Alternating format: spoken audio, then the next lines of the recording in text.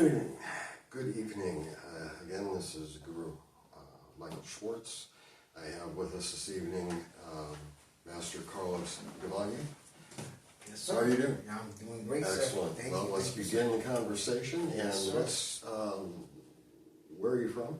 How did you get started in martial arts? Okay, so I was born in, I want to say Puerto Rico. All my parents are both from Puerto Rico. And all my ancestors, everybody's from Puerto Rico. You know how far that Sure. goes. Yes, I do. And then, funny thing is, they were both born in Puerto Rico, but they met in New York. That is a funny thing. They met in New York, and my mother moved to New York officially when she was, they moved back and forth and all that. My parents got divorced and all that. My mother moved to New York when I was around 5 or 6 years old. She was going to join the army. She was in college. She became a nurse and all that. She decided not to join the army. But she got a job with the government. She worked with the VA. Okay. She retired from that. And God bless her soul. And she just passed away not too long ago. But I'm sorry for your loss. No, she's a good mother. Good mother. And she went by herself, trying to find, an apartment and all that stuff. And then moved up to New York, went to school, and, just New York was, back in those days in the early 80s, was rough. It was rough. Sure. A lot of abandoned buildings. We lived in the lower, we started in the South Bronx, which was, that was insane. And then we moved to Brooklyn. Okay. And then, we lived in relatives' houses, apartments for a little bit here and there. Till we adjusted and we found a spot. My mother really didn't like to be around, in anybody's space. So it was a quick thing, a month here, 2 months here, whatever. Right. And then we settled in the Lower East Side of Manhattan, which was havoc back in those days. Went to school, Catholic school. So my martial arts career started when the Guardian Angels set up shop in an abandoned building next to our building. And they all had they all wore the berets, and so that always caught your attention, especially as a kid. You were like, oh, what's that? Right. And they all had a nickname. You never knew anybody's real name. They were Shogun and Swan and Fist and Cyclops and all this stuff, and it was bananas. But one day, me and my friend were walking out. We were about 8 or 9 years old at the time. And we see one of them practicing in front of the building. He's doing his Wing Chun and blocks and all that stuff. And we're like mesmerized. Because at that time, it was Kung Fu Theater used to come on. Absolutely. So you knew what it was. We were like, and he started laughing. And he was like, what's wrong? And I was like, what are you doing? He's like, well, Kung Fu. And we were like, and he's like, I'm doing something called Wing Chun and Jeet Kune Do. Again, we're just kids, so we didn't know.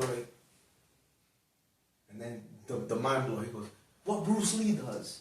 And that's what caught our attention. So his name was Shogun. Okay. Really nice gentleman. We asked him if he could teach us, and he actually spoke to our parents to see if it was okay, he didn't want to overstep his boundaries or anything like that. So he was taking us to the East River Park. We were running. He never did anything, out of hand. He didn't touch us or nothing like that. You always hear nothing. It was all about training. Guys, show up at this time. Let's go running. Let's learn the techniques. So that was the beginning. So they stayed there they set up shop at the building next to us. It was a burnt down. People used to squat in buildings all the time. They set up shop for like 6 months. After that, they were gone. So we didn't see him any longer. They had a boys club of New York. The Boys and Girls Club. But they had a boys club. It was strictly for boys. Right down the street. And back in the days, when I joined, it was 25 cents to join for the year. Wow. They offered martial arts classes, boxing. There was weightlifting, homework help. They had science classes, scholarships, basketball teams, swim teams. It was phenomenal. They fed the kids for 25 cents. So that was my martial arts, when it really expanded. So at that time, I started studying with Shihan Gary Bell. Okay. What system was And that? he had his system was he called it 5 Tigers Shotokan. Okay. So the base was Shotokan, Mm-hmm. but he also had jujitsu. Mm-hmm.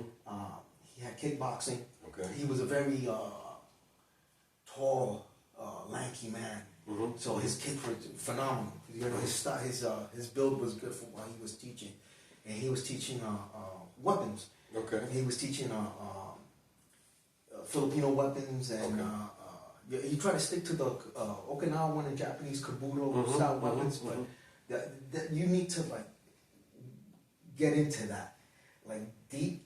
Really deep But into it. it was mostly the Filipino Okay. arts, you know, because Sure. you know you could pick up a stick and swing it. Mhm. So we didn't know any better, so we didn't know what was, you know. But from what I remember, it was good material. Uh-huh. It was good material. So he knew how to blend it from whatever, you know, he learned. So it was called 5 Tigers Shotokan. You know, Okay. each 5 Tigers is for each thing that he taught. So it was hard training. Back in those days, there was no complaining. You know, we were doing break falls on the hardwood floor. Absolutely. You were doing knuckle push-ups. It was insane. If you had a class nowadays like that, the kid, you won't have a school Correct. because everybody would quit. So unfortunately, later on during the years, he was there for like 40 years teaching. Wow. A parent complained that her kid got bruised in the class. Okay. Knowing that there was a martial arts class, so he explained, listen, Sure. this is what we do. So she complained that he got bruised up a little bit in the martial arts class, and they ended up getting rid of him after 40 years. That was a sad moment. So, but I kept studying with him all those years, you know. And how far did you progress in that So I system? was with him. I went to Puerto Rico when I was around 12 years old. Okay. And I finished high school in Puerto Rico. Okay. But his curriculum was good. He had a solid Shotokan base. Foundation. Sure. And I went to Puerto Rico. Then I met my Shotokan instructor, which to this day his name is Shihan Cruz, and he was the director for the JKA in the Caribbean. Sure. So that's a big thing. Absolutely. And he was from the time when I was in Sidra, Puerto Rico. Okay. And phenomenal. I still train with him to this day. We communicate, we train back and forth. He's on Facebook with me. I always visit him. And he built a really solid foundation for Shotokan. He was a beast with that. And after I trained with him, when I was 17, I joined the Marine Corps. Okay. I went into the Marine Corps, and during leave, you know, I used to go visit my teacher back in New York. Sure. And I got promoted. I was promoted to my Shodan in Shotokan when I was 20, maybe. Okay. You know, so it wasn't like, you know, like they do nowadays. Right. It took a while between the traveling. You had to earn your belt. But you know, I knew what these lessons were beneficial. And so then I was promoted by Shihan Gary Bell. And then I kept my studies also with Shihan Cruz in Puerto Rico. After that, while I was in the Marines, when I went to, when I was stationed in Camp Lejeune, Okay.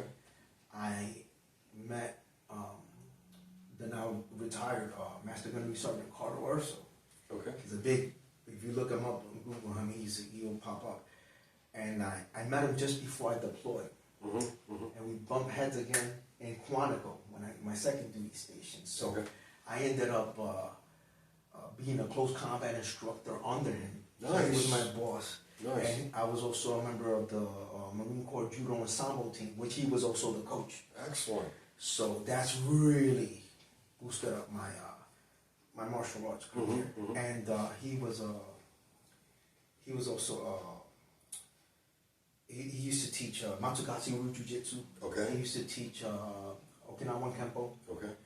And he was just a phenomenal overall So that was like the grooming part. Like he took me and built me, plus everything that I had already. So it was rough training because Marine Corps.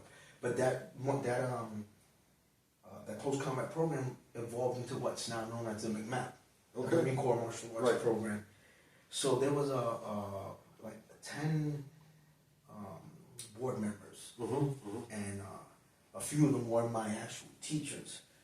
Bill Hayes, Grandmaster Bill Hayes, Carter Urso, Kelly McCann. Who else was in there? There was Colonel Bristol. If you read on these guys, they I'm familiar with Kelly McCann. Okay, so he was one of he's the Crucible. So still to this day he's one of my teachers. And then after I got out of the Marine Corps, I still kept in contact. So I still train with him and stuff like that. I'm supposed to go visit him shortly, but he's a big part of my martial arts journey. Because it was brutal. Once you train that brutal, everything else is like, you guys really training? Like, what's going on here?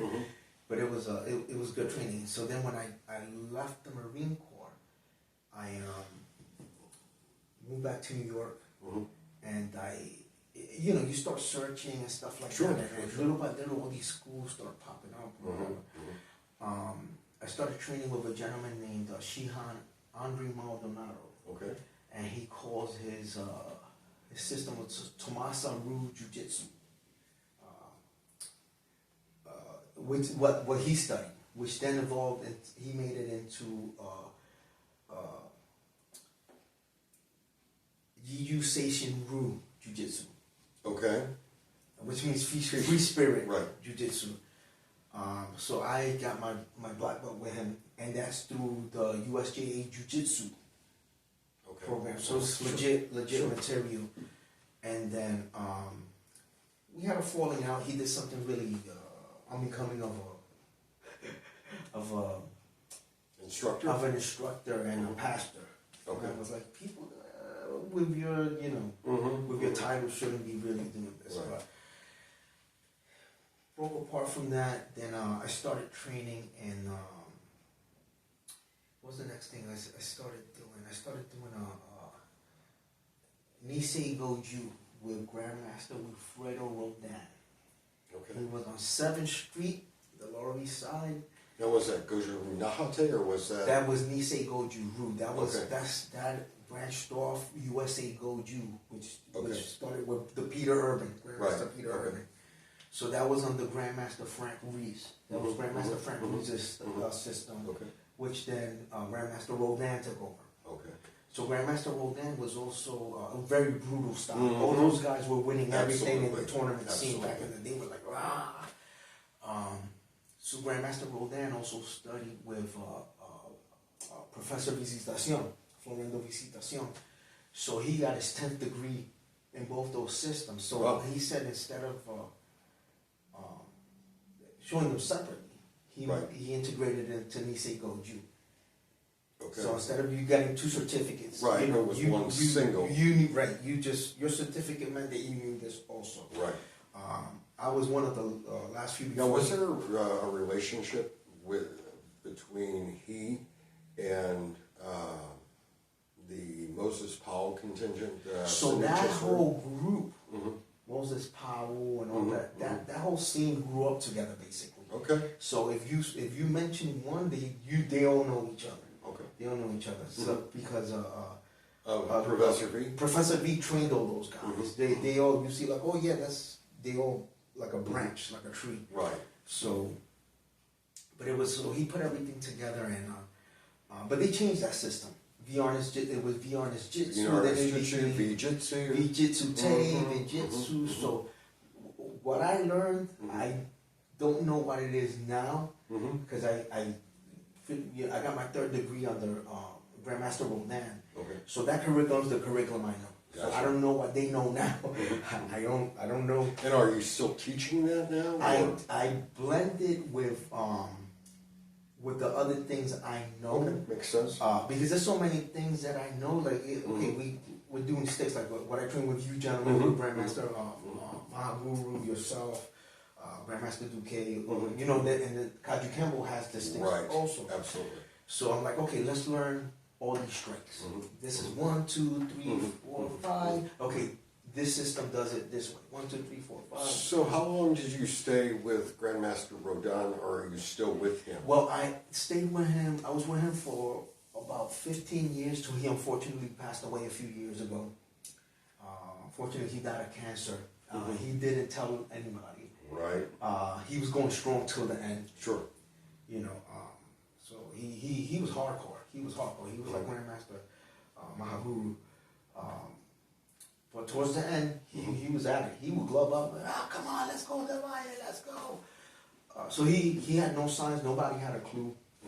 And that was a sad moment because that was I'm sure that was one of those teachers that come on, he lived at the dojo for like 40 years. You know, so you don't find people like that. No. So where did you progress from there? So from there, I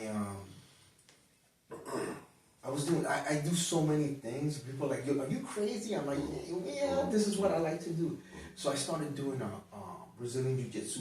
Okay. I started when I was 31, and then I started doing Muay Thai. Okay. And in the Muay Thai school that I was with, it was called Thai Sport. They had a Brazilian Jiu-Jitsu instructor coming in and teaching. I went to Matt Serra's school. Okay. Sure. And I met my current teacher was this Joe Scarola from the UFC. He was on season 2 of Ultimate Fighter. Was it 2 or 4? I forgot which one. What? He was a brown belt at the time. And then I couldn't make it. I just had my son. He was a baby. My ex-wife was it's too far. So I said, listen, I can't make it. So I found the Muay Thai school, which was not too far from me. And they had the jiu-jitsu. So I said, oh, perfect. Right. That closed down. One day I'm working out, and I look out the window, and I see a jiu-jitsu banner being put up, which was like 2 minutes from my house, which is Corolla BJJ. And I look, and I go downstairs, and I'm like, no. And I see one of the professors, Professor Muller, told guy, really, really methodical with the way he teaches. I'm like, are you serious? I'm like, yeah, come inside. He's drilling and Sure. Come in, we'll sign you up. Really nice guy. I signed up, and I've been there for the past going on 20 years. Wow. 20 years, man. My son started training when he was 4, and then now he's 19. He's still there. He's an instructor now. He teaches the kids. He runs the office. Nice. So it's a blessing just to have your son with you. Of course. So we were both promoted on this past December 20th. We got caught by surprise. My son got his purple belt. Nice. And then I got my black belt finally after all these years of training. So that was just to be promoted with my son. That meant more to me than anything. So. Of course. So we kept it going. So you're continuing with the jiu-jitsu. Yes, sir. And teaching. You're continuing to teach the Vigarnis blend. Yeah. And you still teach some segment of the Shotokan, or no? It depends who wants to learn. So if I have a private, because I don't have my main system to teach is Brazilian Jiu-Jitsu, because we have an actual school. Right. I do have a small group which I teach Kajukenbo to. Okay. But that's at one of my Marine Corps friends' house. Okay. He's a EMT supervisor, and then I have 2 more buddies that they're law enforcement. So they go and train with us. We train in the backyard. It's a very close group, and that's my Kajukenbo group. But if anybody wants to like learn, hey, let's work on Shotokan. Sure. We're gonna do it. You know. Excellent. So I'm active in everything that's on my martial arts resume. Shotokan, Kajukenbo, wrestling. Muay Thai, catch wrestling, and now Serrata Eskrima as everything. well as That started Kajukenbo Eskrima. Right. So that started because everything that I do always had a hint of stick fighting. Eskrima, knees, Kali. There was always the Marine Corps martial arts program has it. Right. Ordonez Jitsu has it's Ordonez Jitsu. Russian military combat sambo. That's another thing that I studied. Right. When I was in the Marine, it started from the Marine Corps Judo Sambo team. Right. And that followed me. So the military Aspect. combat sambo aspect has Has to stick. stick in it. Right. Mhm. So I always did sticks, Mhm. but I never had a formal background like Mhm. I do Mhm. now. Mhm. And then the Ordonez Jitsu was what opened me up to it. And I'm like, okay, well, I want to know about, because that's what I do. I treat my martial arts like going to college. You know, some people Right. just stay with one person and that's it. Sure. I like to see it as my martial arts journey is like I go to college, right? There's semesters, and every semester They're you go to raising your different, instructor. right? You go to different professors, Mhm. and every professor teaches you something. Mhm. So you finish those 4 years, Right. and then once you meet the criteria, then you get your diploma, Certificate. right? Diploma. But you have to learn from different masters. Right. So that's how I see it. People are like, oh, you're all over the place. That's how I want to learn. Mm-hmm. I want to see why your Eskrima system does it different from this guy's Eskrima Right. system. Why? Advantages and disadvantages. Right. Why is this guy so open? Why is this guy so closed? Mhm. Why this style of karate keeps the hands in like this? Why this one keeps it down like this? Why? Mhm. There's answers to that. Makes sense. Why do you explain this as a block and a strike, and this system explains it as a throw? Mhm. And the only way you're going to see that is by researching. Mhm. And by experiencing. Right. You have to. So Makes what I sense. did was I just broke it apart, and then by becoming involved in Kajukenbo, Mhm. you start noticing one of my teachers. I study advanced method with Senior Grandmaster Jose Ortega of Okay. Puerto Rico. He's one of the most senior grandmasters of Puerto Rico, and his son, Grandmaster Nathaniel Ortega. Mhm. He's one of my. He's the one that started me in the advanced method system, and then my mentor that took me under his wing and exposed me to the world of Kajukenbo was Grandmaster Jason Groff. Okay. He was the only person to be promoted by one of the actual founders of Kajukenbo, which was Grandmaster Frank Ordonez, Uncle Frank, Mhm. and told, hey, you're the inheritor of my system. Tell me, what is the advanced method? Advanced method is, so there's no, our lineage is different grandmasters. So basically there's no one underneath each other. Mhm. So they took the best of the best Okay. and put it together. Okay. But there's no one underneath. So there's like, oh, this is the guy underneath this guy, this is the guy. Right. This one is Grandmaster Vasquez, Right. Grandmaster Lassett. Right. You know, and it's like all the grandmasters at a table, and they took the best of everything and kosher root, and it's insane. It's a lot of thinking.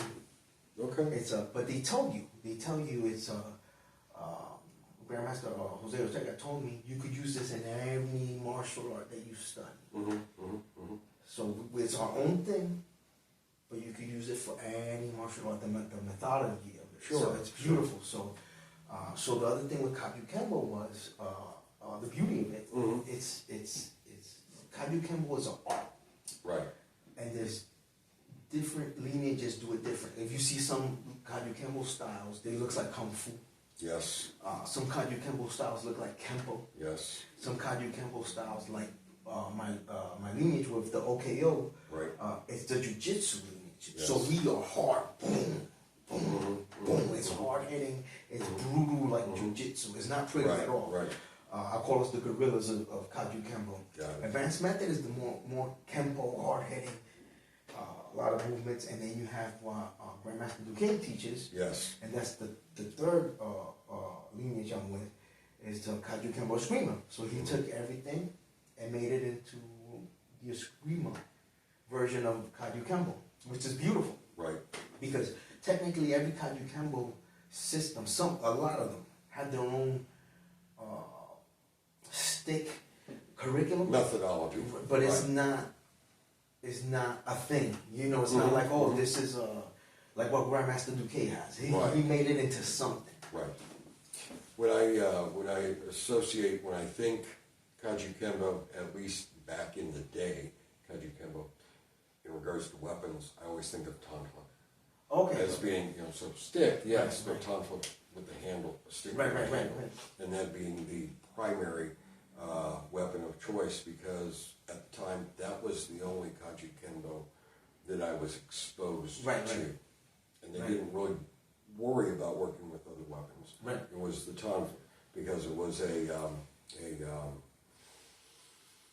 military police organized they carry them. system. The police carry them. It was common, so that's... Yes, sir.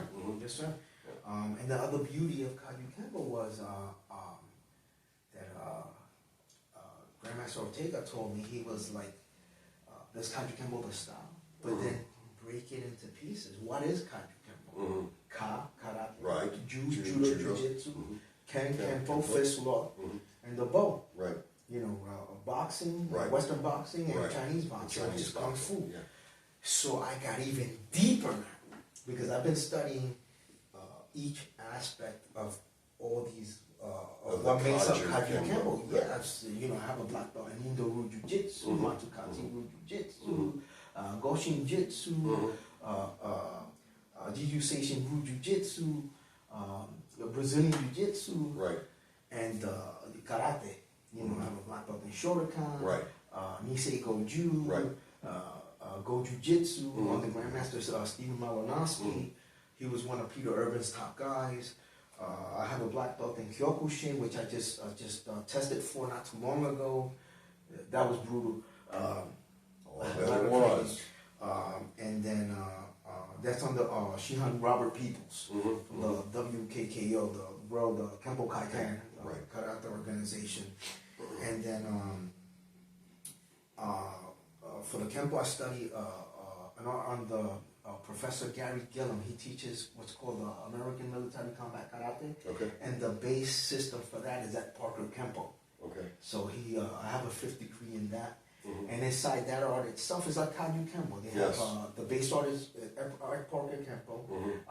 They have Eskrima also. Yes. Muay Thai, Kyokushin, and Hapkido. Okay. And then for the bow part, I study Shaolin Kung Fu under Shifu Greg Zeal in Long Island. Really? He's phenomenal. And people say, "Oh, you're crazy." And I want to experience each component of what makes up Kajukenbo. Now I have an even bigger reason to. Why do you move like that? I found out that if I do as I'm getting older, I'm going to be 50 soon, and all the wear and tear from the military and stuff. Of course. The back stances of Kung Fu, which put more weight on your back leg, makes it easier to kick with your front. Sure. So as I'm getting older, I find that it makes all my kicks easier. So you have to explore all these things. That makes sense. The kicks of Muay Thai, they're not pretty. No.